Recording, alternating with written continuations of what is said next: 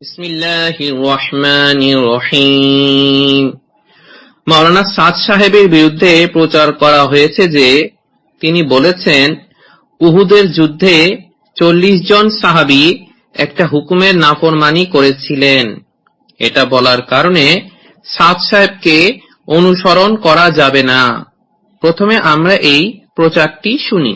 সাদ সাহেব ওই ইজতেমার ভাষণের মধ্যে বলতেছেন 700 সাহাবীর মধ্যে 40 জন সাহাবা এক কদম উঠানোর কারণে হুজুরের নির্দেশ ব্যতীত অর্থাৎ পাহাড়ার চৌকি থেকে নিচে নামার কারণে রাসূলুল্লাহ সাল্লাল্লাহু আলাইহি ওয়াসাল্লামের নির্দেশ অমান্য করে সাহাবায়ে কেরাম নাফরমানি করেছেন। যে লোকটা সাহাবায়ে কেরামের বিরুদ্ধে নাফরমানি অভিযোগ তুলতে পারে ওই লোকটার অনুসরণ করা কি জায়েজ? না। আওয়াজ করে বলেন জায়েজ কি? প্রসঙ্গত উল্লেখ করি, নাফরমানি একটি উর্দু শব্দ। এর বাংলা অর্থ হচ্ছে অমান্য করা বা অবাধ্য হওয়া বা কথা না মানা। এখন আমরা মাওলানা সাদ সাহেবের বক্তব্য শুনি।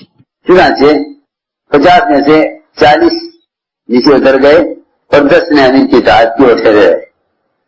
ये 40 नीचे उतरे, इनके उतरते ही दुश्मन ने हमला किया इसी रास्ते से। 10 को ऊपर रह गए थे, इन्हें सबको शहीद किया और इधर से आकर दुश्मन ने पलटकर हमला किया सहाबा पर, मैंने पलटकर सहाबा पर हमला किया। मैं आज कर रहा था कि ये सारा मैदान मुसलमानों के हाथों से वापस गैरों के हाथों में सिर्फ इसलिए चला गया कि तमाम सहाबा में से सिर्फ 5% सहाबा ने हुजूर अकरम सल्लल्लाहु अलैहि वसल्लम के मुतय्यन किए हुए अमीर की नाफरमानी की 5% ने नुकसान हुआ 100% का। नाफरमानी की 5% नुकसान हुआ 100% का। चुनांचे 50 में से 40 नीचे उतर गए और 10 ने अमीर की इताअत की, वो ठहरे रहे। ये 40 नीचे उतरे, इनके उतरते ही दुश्मनों ने हमला किया इसी रास्ते से। উদাহরণস্বরূপ 50 জনের মধ্যে 40 জন নিচে নেমে পড়লেন এবং 10 জন আমিরের অনুসরণ করলেন, তারা সেখানেই থাকলেন।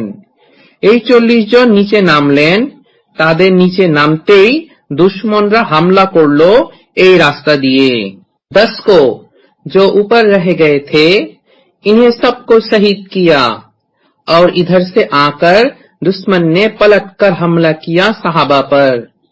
10 জন যারা উপরে রয়ে গিয়েছিলেন তাদের সবাইকে শহীদ করলেন আর এখান থেকে এসে দুশমনরা পাল্টা হামলা করলো সাহাবাদের উপর। मैं अर्ज कर रहा था कि ये सारा मैदान मुसलमानों का हाथों से वापस गैरों के हाथों में सिर्फ इसलिए चला गया कि तमाम सहाबा में से सिर्फ 5% सहाबा ने हुजूर अकरम सल्लल्लाहु अलैहि वसल्लम के मुतय्यन किए हुए अमीर की नाफरमानी की। আমি এটা আরজ করছিলাম যে এই সারা ময়দান মুসলমানদের হাত থেকে পুনরায় কাফিরদের হাতে শুধু এজন্য চলে গিয়েছিল যে সমস্ত সাহাবাদের মধ্য থেকে শুধু 5 ভাগ সাহাবা হুজুর আকরাম সাল্লাল্লাহু আলাইহি ওয়াসাল্লামের নিযুক্ত করা আমিরের কথা অমান্য করেছিলেন। नाफरमानी की 5% ने नुकसान हुआ 100% का। নির্দেশ অমান্য করেছিলেন 5 ভাগ, লোকসান হয়েছিল 100 ভাগের। এখানে আমরা শুনলাম যে মাওলানা সাদ সাহেব বলেছেন যে উহুদের যুদ্ধে 40 জন সাহাবা রাদিয়াল্লাহু তাআলা আনহুমগণ নবীজি সাল্লাল্লাহু আলাইহি ওয়াসাল্লামের নিযুক্ত করা আমিরের একটি কথার নাফরমানি করেছিলেন বা একটি কথা অমান্য করেছিলেন। এখন আমরা তাহকিক করব যে উহুদের যুদ্ধে এই সাহাবা রাদিয়াল্লাহু তাআলা আনহুমগণ একটি কথা নাফরমানি বা অমান্য করেছিলেন কিনা এবং নাফরমানি শব্দটি উহুদের যুদ্ধের এই সাহাবা রাদিয়াল্লাহু তাআলা আনহুমগণের জন্য ব্যবহার করা যাবে কিনা বা তারা একটি হুকুম অমান্য করেছিলেন এই কথা বলা যাবে কিনা। এখন আমরা সাইখুল হিন্দ মৌলানা মাহমুদুল হাসান রহমতুল্লাহি আলাইহি এর তাফসিরে উসমানী হতে সূরা আলী ইমরানের 152 নম্বর আয়াতের উর্দু তর্জমা শুনি। और अल्लाह तो सच्चा कर चुका तुमसे अपना वादा जब तुम कत्ल करने लगे उनको उसके हुक्म से, यहां तक कि जब तुमने नामर्दी की और काम में झगड़ा डाला और नाफरमानी की, बाद उसके कि तुमको दिखा चुका तुम्हारी खुशी की चीज। कोई तुम में से चाहता था दुनिया और कोई तुम में से चाहता था आखिरत। মাওলানা সাদ সাহেব যে ঘটনাটি বর্ণনা করেছেন সেটা সূরা আলী ইমরানের 152 নম্বর আয়াতে আছে। আর সাইখুল হিন্দ মাওলানা মাহমুদুল হাসান রহমতুল্লাহি আলাইহিও উক্ত আয়াতের তর্জমায় নাফরমানি বলেছেন। এখান থেকে বোঝা যায় যে মাওলানা সাদ যে নাফরমানি বলেছেন সেটা কোরআন থেকেই বলেছেন, আর তাফসিরে উসমানীর উর্দু তর্জমায় এই শব্দই লেখা আছে। এখন তাফসিরে উসমানী কিতাব যার বাংলা অনুবাদ করেছেন হাফেজ মুনির উদ্দিন আহমেদ, উক্ত কিতাবের প্রথম খণ্ডের 341 নং পৃষ্ঠায় সূরা আলী ইমরানের 152 নং আয়াতের ব্যাখ্যার 208 নং টিকায় দেখতে পাই, তীরন্দাজ বাহিনীকে দেওয়া নির্দেশ তারা অমান্য করেছে। তারা নিজেরা বিবাদে লিপ্ত হয়। কেউ বলে আমাদের এখানেই স্থির থাকতে হবে, অধিকাংশ বলে এখন আর এখানে দাঁড়িয়ে থাকার দরকার নেই, ছুটে গিয়ে গনিমতের মাল হাসিল করতে হবে। শেষ পর্যন্ত অধিকাংশ তীরন্দাজি স্থান ছেড়ে চলে যায়। মুশরিকরা সেই পথেই অতর্কিতে হামলা চালায়। অপরদিকে রাসূলের নিহত হওয়ার অপর খবর ছড়িয়ে পড়ে। এই সব কিছু মনে দুর্বলতা সৃষ্টি করে। এর ফল দেখা দেয় ভীরুতা ও কাপুরুষতার আকারে। বলা যায় ভীরুতার কারণ ছিল বিবাদ, আর বিবাদের কারণ ছিল নাফরমানি। তাফসিরে উসমানীর বাংলায় অনুবাদকৃত কিতাবেও আমরা দেখলাম যে নাফরমানি শব্দই লেখা আছে। এখন আমরা আল্লামা জালালউদ্দিন সুয়ুতী রহমতুল্লাহি আলাইহি এর তাফসিরে জালালাইন কিতাব যার বাংলা অনুবাদ করেছেন মাওলানা আব্দুল গফফার শাহপুরী, মাওলানা আমিরুল ইসলাম ফরদাবাদী ও মাওলানা হাবিবুর রহমান হবিগঞ্জি, আর কিতাবটির প্রকাশনা করেছে ইসলামিয়া কুতুবখানা। উক্ত কিতাবের প্রথম খণ্ডের 730 নং পৃষ্ঠায় সূরা আলী ইমরানের 152 নং আয়াতের তর্জমা দেখি। আর নিশ্চয়ই আল্লাহ তাআলা তোমাদের সাথে তার সাহায্যের অঙ্গীকার পূর্ণ করেছেন যখন তার হুকুমে তোমরা কাফেরদেরকে বিনাশ করছিলে, যে পর্যন্ত না তোমরা নিজেরাই যুদ্ধ করা থেকে সাহস হারা হয়ে পড়লে এবং নির্দেশ তথা নবী করিম সাল্লাল্লাহু আলাইহি ওয়াসাল্লামের নির্দেশ সম্পর্কে পরস্পর মতবিরোধ করলে। যখন আল্লাহ তাআলা তোমাদের প্রিয় বস্তু তথা সাহায্য দেখিয়েছিলেন, তখন তোমরা নাফরমানি করেছিলে রাসূলের নির্দেশ এবং গনিমতের মাল অর্জনের জন্য নির্ধারিত স্থান ছেড়ে দিয়েছিলে। তাফসিরে জালালাইন কিতাবের বাংলা অনুবাদেও আমরা দেখলাম যে নাফরমানি শব্দই লেখা আছে। এখন আমরা আবুল ফিদা হাফিজ ইবনে কাসির আদ-দামেশকি রহমতুল্লাহি আলাইহি এর আল বিদায়া ওয়ান নিহায়া কিতাব যার প্রকাশনা করেছে ইসলামিক ফাউন্ডেশন বাংলাদেশ, উক্ত কিতাবের চতুর্থ খণ্ডের 56 নং পৃষ্ঠায় দেখতে পাই ইমাম বুখারী রহমতুল্লাহি আলাইহি বলেন, উবাইদুল্লাহ ইবনে মুসা বারা রাদিয়াল্লাহু তাআলা আনহু এর বরাতে উহুদ যুদ্ধের বর্ণনা দিতে গিয়ে অতিরিক্ত বলেছেন, উহুদের দিন সেনাপতি আব্দুল্লাহ তার তীরন্দাজদের ঘাঁটি ত্যাগ করতে দেখে বললেন, রাসূলুল্লাহ সাল্লাল্লাহু আলাইহি ওয়াসাল্লাম তো আমাদের অঙ্গীকার নিয়েছেন যে আমরা যেন এই স্থান ত্যাগ না করি, কিন্তু তারা তার কথা মানেননি। ফলে যুদ্ধের অবস্থা পরিবর্তিত হয়ে যায়।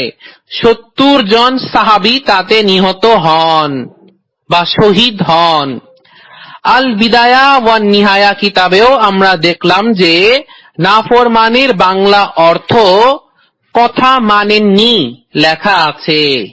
এখন আমরা আবু মুহাম্মদ আব্দুল মালিক ইবনে হিসাম মুয়াফিরি রহমতুল্লাহি আলাইহি এর সিরাতুন নবী সাল্লাল্লাহু আলাইহি ওয়াসাল্লাম কিতাব, যার প্রকাশনা করেছে ইসলামিক ফাউন্ডেশন বাংলাদেশ, উক্ত কিতাবের 3য় খণ্ডের 97 নং পৃষ্ঠায় দেখতে পাই, তোমাদের নবী সাল্লাল্লাহু আলাইহি ওয়াসাল্লাম যে নির্দেশ দিয়েছিল এবং যে দায়িত্ব তোমাদের উপর অর্পণ করেছিল তা তোমরা পরিত্যাগ করেছিলে। এর দ্বারা তীরন্দাজদের প্রতি ইঙ্গিত করা হয়েছে। আর তোমরা যা ভালোবাসো তা তোমাদের দেখানোর পর তোমরা অবাধ্য হলে। সিরাতুন নবী সাল্লাল্লাহু আলাইহি ওয়াসাল্লাম কিতাবেও আমরা দেখলাম যে নাফরমানির বাংলা অর্থ অবাধ্য হলে লেখা আছে। উপরের এই আলোচনায় আমরা বুঝলাম যে মাওলানা সাদ যে নাফরমানি শব্দ বলেছিলেন সেটা কুরআনের উর্দুর তর্জমায় আছে, বাংলা তর্জমা ও তাফসিরেও আছে। আর নাফরমানির বাংলা অর্থ সিরাতের কিতাবেও আছে, ইসলামের ইতিহাস কিতাবেও আছে। অথচ উক্ত কথাটি যখন মাওলানা সাদ সাহেবের বিরুদ্ধে প্রচার করা হলো, তখন কথাটি যে হুবহু কুরআনের উর্দু তর্জমায় আছে আর বাংলা তর্জমা ও তাফসিরেও আছে, এবং কথাটির বাংলা অর্থ যে সিরাতের কিতাব, ইতিহাসের কিতাবেও আছে, সেটা গোপন রাখা হলো। কারণ এই কথা বলে ফেললে সাধারণ মানুষ তখন আর মাওলানা সাদকে খারাপ ভাববে না। এখান থেকেই বোঝা যায় যে উক্ত প্রচারটি হচ্ছে একটা খিয়ানত। কোনো কথা যদি আমানতদারির সাথে প্রচার হয় তখন কথাটি খোলাসা করে প্রচার হয়, আর যদি আমানতদারি না থেকে কারো ইজ্জত নষ্ট করাই উদ্দেশ্য হয় তখন প্রচারের সময় কথাটি কোন কোন কিতাবে আছে, কে কে কথাটিকে সেই কিতাবগুলিতে এনেছেন সব লুকিয়ে শুধু একজনের নামে অপপ্রচার চালানো হয়, যেমনটা আমরা এই প্রচারের মধ্যে প্রমাণ পেয়েছি। এখান থেকেই বোঝা যায় যে মাওলানা সাদ সাহেবের বিরুদ্ধে এই প্রচারটি আমানতদারির সাথে হয়নি, বরং এখানে খিয়ানত হয়েছে। শুধু তাই নয়, এই অপপ্রচারের উপর ভিত্তি করে বলা হয়েছে যে মাওলানা সাদ সাহেবকে অনুসরণ করা জায়েজ নয়।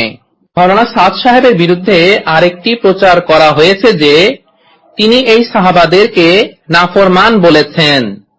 প্রথমে আমরা প্রচারটি শুনে নেই। সাহাবায়ে কেরামকে যদি নাফরমান বলা হয় তাহলে কি ঈমান থাকবে? এখন যদি সাহাবায়ে কেরামকে নাফরমান বানানো যায় তাহলে ইসলাম ধর্মের গোড়া কাটা খুব সহজ হবে। এই জন্য ইহুদি খ্রিস্টানরা আমাদের মাওলানা সাদ সাহেব হাদাহুল্লাহকে দিয়ে ইহুদি খ্রিস্টানরা এমন কিছু আজগুবি কথা বের করে দিচ্ছে। এই প্রচার থেকে আমরা জানলাম যে মাওলানা সাদ ওই সাহাবাদেরকে নাফরমান বলেছেন এবং ইহুদি খ্রিস্টানরা তাকে দিয়ে এই কথা বের করেছে। এখন আমরা এই কথাটির তাহকিক জেনে নেই। প্রথমে আমরা খেয়াল করি যে একজন ব্যক্তি কোনো একটা হুকুমের নাফরমানি করেছিলেন, এটা বলা এক জিনিস, আর একজন ব্যক্তি নাফরমান এটা বলা আরেক জিনিস। কোনো ব্যক্তি যদি তার মালিকের সব হুকুম মানে কিন্তু শুধু একটি হুকুম অমান্য করেছিল, তখন এই ব্যক্তিকে নাফরমান বা অবাধ্য বলা যায় না, বরং বলা হয় সে ব্যক্তি শুধু একটি হুকুমের নাফরমানি করেছিল। আর যদি কোনো ব্যক্তি তার মালিকের বেশিরভাগ হুকুম অমান্য করে তখন এই ব্যক্তিকে নাফরমান বা অবাধ্য বলা যায়। আমরা মাওলানা সাদ সাহেবের যে বক্তব্য শুনলাম সেখানে কোথাও তিনি এই কথা বলেননি যে এই 40 জন সাহাবারা নাফরমান বা অবাধ্য ছিলেন, বরং তিনি বলেছিলেন যে উহুদের যুদ্ধে তারা শুধু একটা হুকুমের নাফরমানি করেছিলেন। আর এই কথাটিও কুরআনের বিভিন্ন তরজমা ও তাফসিরের কিতাবে আছে। প্রসঙ্গত এখানে উল্লেখ করি, মাওলানা সাদ নবীজি সাল্লাল্লাহু আলাইহি ওয়াসাল্লামের নির্দেশ মানার গুরুত্ব বোঝাতে এই উদাহরণ এনেছেন। তার এই উদাহরণ আনার উদ্দেশ্য এটা ছিল না যে এই 40 জন সাহাবা রাদিয়াল্লাহু তাআলা আনহুমগণদের নাফরমান প্রমাণ করা। এই জন্যই তিনি তার বয়ানের কোথাও এটা বলেন নাই যে এই 40 জন সাহাবা রাদিয়াল্লাহু তাআলা আনহুমগণ নাফরমান ছিলেন, নাউযুবিল্লাহ। বরং উদ্দেশ্য এই ছিল যে এই উদাহরণ দ্বারা যাতে আমরা শিক্ষা অর্জন করতে পারি। অথচ তার বিরুদ্ধে প্রচার করা হলো যে তিনি সাহাবাদেরকে নাফরমান বলেছেন এবং ইহুদি খ্রিস্টানরা তাকে দিয়ে এই কথা বের করেছে। এটা শুধু খিয়ানতই নয়, বরং মাওলানা সাদের উপর মিথ্যা অপবাদ। কারণ মাওলানা সাদ তার বক্তব্যের কোথাও এই কথা বলেন নাই যে এই সাহাবারা হলেন নাফরমান। আমার বক্তব্য তাহলে এই পর্যন্তই। সুবহানাল্লাহি ওয়া বিহামদিহি, সুবহানাকাল্লাহুম্মা ওয়া বিহামদিকা, আশহাদু আল্লা ইলাহা ইল্লা আনতা, আস্তাগফিরুকা ওয়া আতুবু ইলাইক।